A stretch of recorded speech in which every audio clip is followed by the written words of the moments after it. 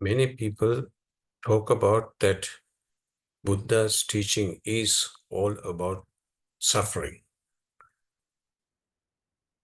In one perspective, that is true. But in fact, actually, it is not Buddha really taught. Buddha taught about how to be happy. To be happy, you should know the actual reason why you are not happy. So why you are not happy is something happening to you which make you unhappy. So that's the question you need to ask. And Buddha mentioned as well that ask the question of whether you are happy or not. If you think that you are not happy, or you are not comfortable, or you are not at ease, so that means something wrong somewhere. You need to be happy and joyful all the time, but you are not. So this is the fundamental question that addresses in Buddha's teaching. Because Buddha realized, or the actually Siddhartha realized, that this whole world is really changing. This realization forced him to look for a solution, and he started researching and practicing the other teachers' trainings, and to see whether he can get rid of that uneasiness that really he felt during his time. Although he was a prince enjoying the life, but still he realized that there is an uneasiness in our life. So Siddhartha realized this, and then he looked for it, researched it, and finally he found the solution. So that is what his teaching is about. So his core teaching is Four Noble Truths. First truth is that there is actually a disease, there is a discomfort we do really undergo all the time. So this discomfort is the one that really he referred to as dukkha, but it's been translated in different ways, like suffering, or some people say there is miseries. It's all more negative term, but here actual meaning of dukkha is not only just negative term, or it includes fleeting satisfaction as well. It is, but this has been really explained very well by Allan Watts. So today I'm going to analyze his interpretation of this dukkha and Four Noble Truths, and add on to that with actual teaching of Buddha with my own experience, and connect the dots between this interpretation. And so he formulated his teaching in a very easy way to remember. All those Buddhist scriptures are full of what you might call mnemonic tricks, numbering things. Yeah, I think I want to add something before we go into that Four Noble Truths. Allan has given a good kind of interpretation of why there's any kind of numbers in Buddha's teaching, like Eightfold Path, Four Noble Truths, Seven Enlightenment Factors, 10 Fetters, and 5 hindrances, and so many numbers, numerics in his teaching. And why is that? That's one of the questions frequently asked from me, even sometimes when we were having discussions. So here, Allan is giving a very good answer to that. What he said was, he has given this numbering. It's just like a formula, like Einstein has combine everything, and he said that really E equal mc square. Similarly, this is an easy way to remember. So Buddha has given this in numeric form. That's what Allan just said it, because it is easy for people to remember. I could relate to that too. It's very much, interconnected, and like you are resolving a puzzle, you can remember all these things and then resolve that puzzle. Things in such a way that they're easy to remember. And so he summed up his teaching in the form of what are called the Four Noble Truths. And the first one, which because it was his main... Here actually, he summed up everything into Four Noble Truths. Just like, Einstein finally ended up with saying that really E equal MC square. So that's the whole world, whole thing. Similarly, that Buddha has given that, okay, this is what it is, and here's these four noble truths. Concern was the truth about dukkha. Dukkha, suffering, pain, frustration, chronic dis-ease. This is a good interpretation that Allan is giving. So the first noble truth is dukkha. And it's not just dukkha, and then it's dukkha in the sense that it's not just the sorrow or the suffering, but it is more deeper, more subtler level dis-ease. That's the word Allan used here. So it's not, if you are not ease or the disease, or in fact, actually it's like a disease. So in that word, very precisely, very closest to the word dukkha. But with my experience, I would say that it's even more deeper than that. The dukkha means that really the changing nature, that subtler changing nature. Because of the changing nature, we are really having difficulty, having this uneasiness. That is what he's talking about. The opposite of sukha, which means sweet, pleasure, etc. So here he refers to that as the opposite of sweetness, or in the sense that sukha. But I would rather go more deeper than that to say that there is no opposite of this dukkha, because dukkha is the only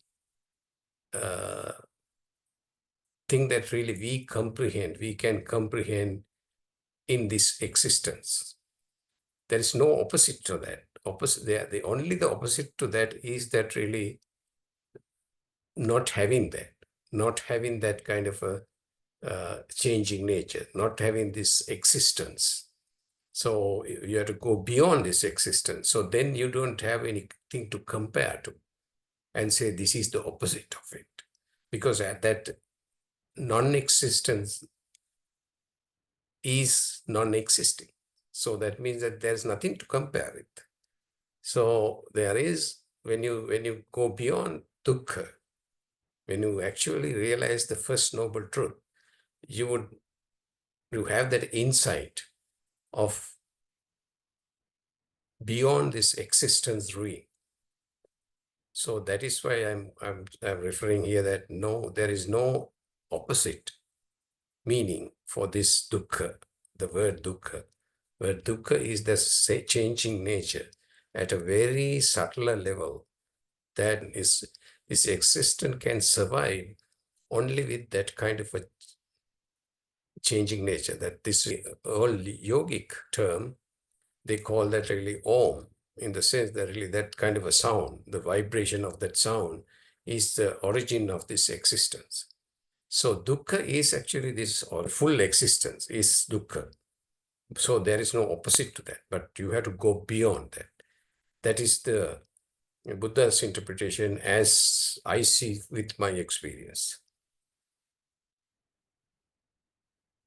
insofar as the problem posed in Buddhism is dukkha, I don't want to suffer, and I want to find someone or something that can cure me of suffering. That's the problem.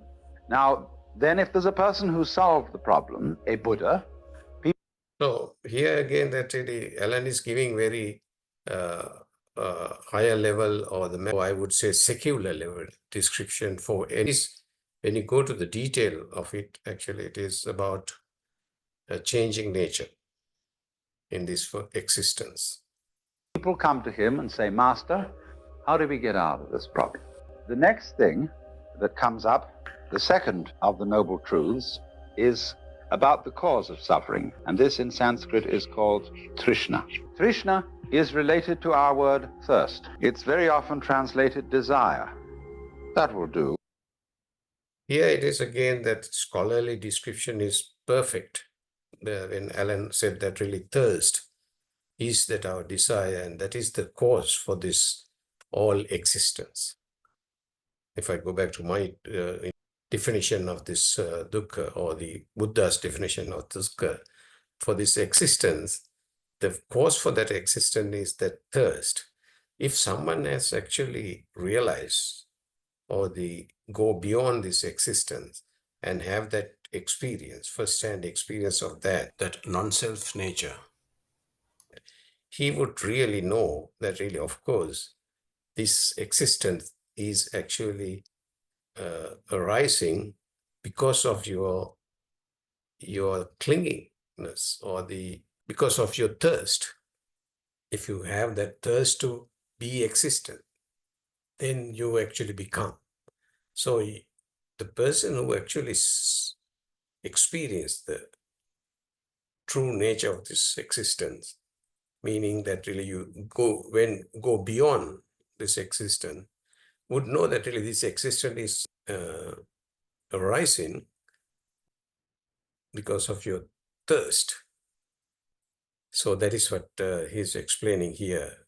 And more again, that's at a secular level, this is a very good description. But if somebody has gone beyond that non-self nature, he would really know with first-hand experience, this existence is just arising due to your thirst or your ignorance. Better perhaps is craving, clinging, grasping, or even, to use our modern psychological word, blocking. When, for example, somebody is blocked and dithers and hesitates and doesn't know what to do, he is, in the strictest Buddhist sense, attached. He's stuck. That's a very good explanation, because he's stuck in the sense that, let's see, if somebody with their ignorance connected with this existence, and then if you dwell in this existence, you are stuck as long as you just dwell in there. If you let go of this thing and then release that stickiness or the clinging, then you will be free. But a Buddha can't be stuck. He cannot be phased.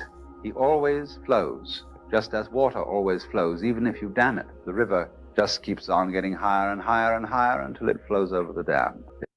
So here that actually another good interpretation by Allan about the Buddha. Buddha means it flows.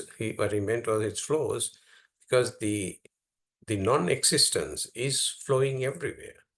So if I give an example, like, sun rays just flows everywhere. It doesn't matter whether the moon is there or the earth is there, but if land on something, so that shines, but still, without all those barriers, it flows all the way. So here, Allan is giving an example of flowing water. So water will flow all the way, but the reference here as Buddha, in the sense that really that quality of non-self is flowing everywhere. Only thing is we have blocked it with all this clinging. That is what he meant here.